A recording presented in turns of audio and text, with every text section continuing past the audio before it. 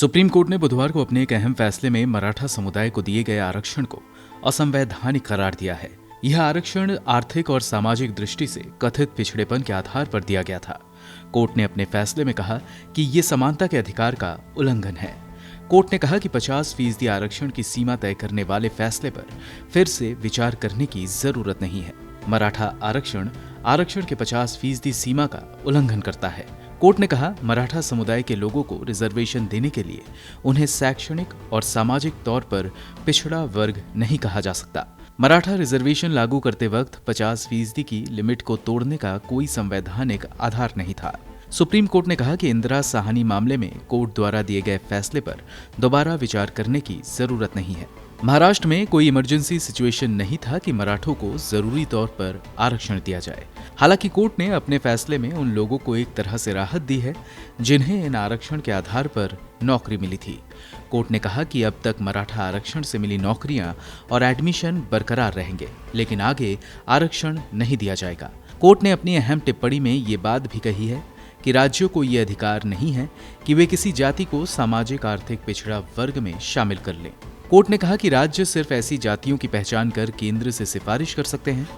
राष्ट्रपति उस जाति को राष्ट्रीय पिछड़ा वर्ग आयोग के निर्देशों के मुताबिक सामाजिक आर्थिक पिछड़ा वर्ग की लिस्ट में जोड़ सकते हैं, लेकिन राज्यों को यह अधिकार नहीं है।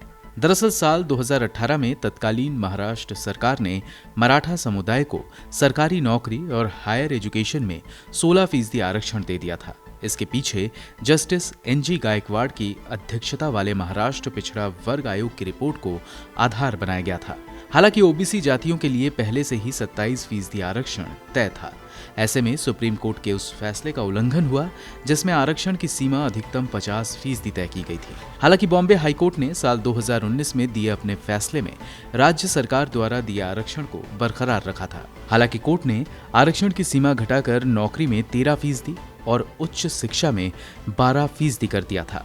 बाद में बॉम्बे हाईकोर्ट में एक और याचिका दाखिल की गई जिसमें कहा गया कि आरक्षण देने के पीछे कोई उचित आधार नहीं है, इसे सिर्फ राजनीतिक लाभ के लिए दिया गया है। साथ ही याचिका में ये भी तर्क दिया गया था कि ये 1992 में सुप्रीम कोर्ट के उस फैसले का उल्लंघन करता है जिसमें आरक्षण की सीमा 50% तय है।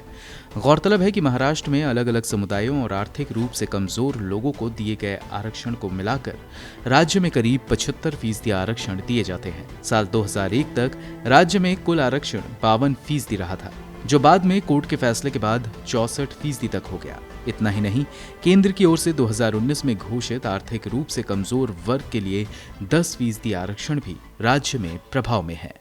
ब्यूरो रिपोर्ट, गो न्यूज।